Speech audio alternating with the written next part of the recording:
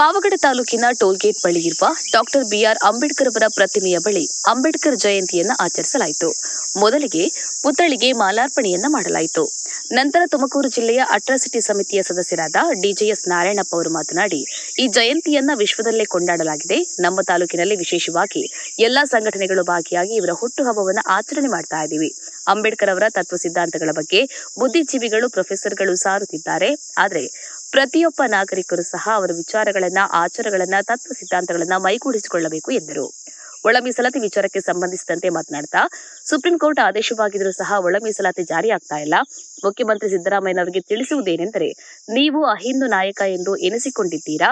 ಒಳ ಮೀಸಲಾತಿಯನ್ನ 101 ಜಾತಿಗೆ ಅನುಗುಣವಾಗಿ ಜಾರಿಗೊಳಿಸಬೇಕು. ಇಲ್ಲವಾದ್ರೆ ಎಲ್ಲಾ ಸಮುದಾಯದವರು ಸೇರಿ ಕರ್ನಾಟಕ ರಾಜ್ಯದಾದ್ಯಂತ ಉಗ್ರ ಹೋರಾಟ ಮಾಡುತ್ತೇವೆ ಎಂದು ಸರ್ಕಾರಕ್ಕೆ ಎಚ್ಚರಿಕೆಯನ್ನ ನೀಡಿದರು.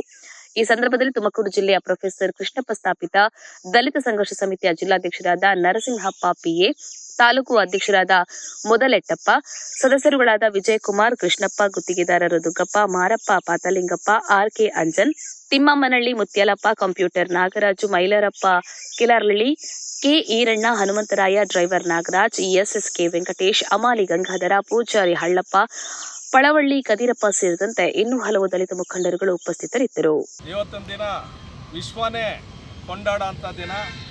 ನಮ್ಮ ಎರಡು ಕಣ್ಣುಗಳು ಆದಂತಹ ಬಾಬು ಜಗಜೀವನ್ ರಾಮ್ ಸಾಹೇಬರು ಹಾಗೂ ಡಾಕ್ಟರ್ ಬಿಆರ್ ಅಂಬೇಡ್ಕರ್ ಅವರ ಹುಟ್ಟುಹಬ್ಬದ ದಿನಾಚರಣೆಯನ್ನು ಇವತ್ತು ನಾವು ಇಡೀ ನಮ್ಮ ತಾಲೂಕಿನಾದ್ಯಂತ ಹಮ್ಮಿಕೊಂಡಿದ್ದಾರೆ. ಅದರಲ್ಲಿ ವಿಶೇಷವಾಗಿ ನಾವು ಇವತ್ತಿನ ದಿನ ನಮ್ಮ ತಾಲೂಕಿನಲ್ಲಿ ಹಲವಾರು ಸಂಘಟನೆಯವರೆಲ್ಲರೂ ಸಹ ಇವತ್ತು ಇದರಲ್ಲಿ ಭಾಗವಹಿಸಿ ತುಂಬ ವಿಜೃಂಭಣೆ ರೀತಿಯಲ್ಲಿ ನಾವು ಈ ಕಾರ್ಯಕ್ರಮವನ್ನು ಯಶಸ್ವಿಗೊಳಿಸ್ತಾ ಇದ್ದೀವಿ. ಅದರ ಜೊತೆಗೆ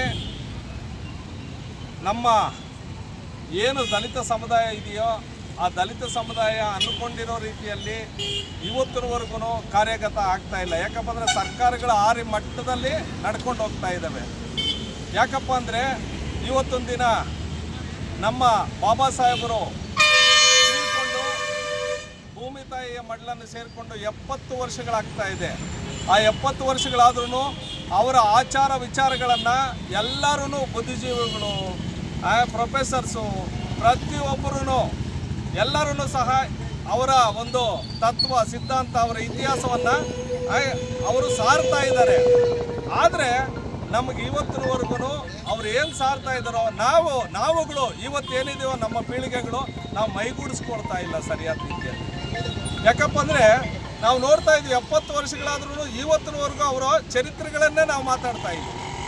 ಮುಂದಕ್ಕೆ ಹೋಗೋದು ಯಾವ ರೀತಿ ಅನ್ನೋದು ಇವತ್ತಿನವರೆಗೂ ನಮಗೆ ಕಾಣ್ತಾ ಇಲ್ಲ. ಯಾಕಪ್ಪ ಅಂದರೆ ಸರ್ಕಾರದ ಮಟ್ಟದಲ್ಲಿ ಇವತ್ತು ಒಳ ಮೀಸಲಾತಿ ಯಾವ ಮಟ್ಟದಲ್ಲಿದೆ ಅನ್ನೋದು ನಾವು ನೋಡ್ಬೋದು. ಯಾಕಂದರೆ ಒಬ್ಬ ಜಸ್ಟಿಸ್ ಅವರು ಸುಪ್ರೀಂ ಕೋರ್ಟ್ ಆದೇಶ ಆಗಿದ್ರು ಇವತ್ತಿನವರೆಗೂ ಒಳ ಮೀಸಲಾತಿ ಜಾರಿಗೆ ತಗೊಂಬಂದಿಲ್ಲಪ್ಪ ಅಂದರೆ ಯಾವ ಮಟ್ಟದಲ್ಲಿದೆ ಈ ಒಂದು ಸರ್ಕಾರ. ಆದರೆ ಬಾಬಾ ಸಾಹೇಬರು ಸಂವಿಧಾನವನ್ನು ಇಟ್ಕೊಂಡು ಬಾಬಾ ಸಾಹೇಬರು ಹೇಳಿಕೆಗಳನ್ನು ಕೊಡ್ತಾರೆ. ಸಂವಿಧಾನ ಕೈಯಲ್ಲಿ ಇಟ್ಕೊಂಡ್ರೆ ಅಲ್ಲ, ಅದು ಅಂತರಾಳದಿಂದ ಬರಬೇಕು. ನಾವು ಹೇಳೋದು ಸಿದ್ದರಾಮಯ್ಯ ಸಾಹೇಬ್ರಿಗೆ ಇಷ್ಟೇ, ನೀವು ಅಹಿಂದ ನಾಯಕರು, ಎಲ್ಲರೂ ನಿಮ್ಮನ್ನು ಒಪ್ತಾ ಇದ್ದಾರೆ.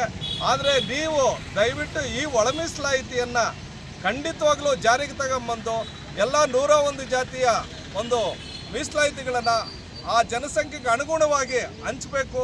ಅದು ತಕ್ಷಣ ತೀರ್ಮಾನ ಕೈಗೊಳ್ಳಬೇಕು ಅನ್ನೋದು ಎಲ್ಲ ಈ ಒಂದು ಕರ್ನಾಟಕ ರಾಜ್ಯಾದ್ಯಂತ ಎಲ್ಲ ದಲಿತರ ಒಂದು ಆಕ್ರೋಶ ನಿಮ್ಮಲ್ಲಿ ವ್ಯಕ್ತಪಡಿಸ್ತೀವಿ.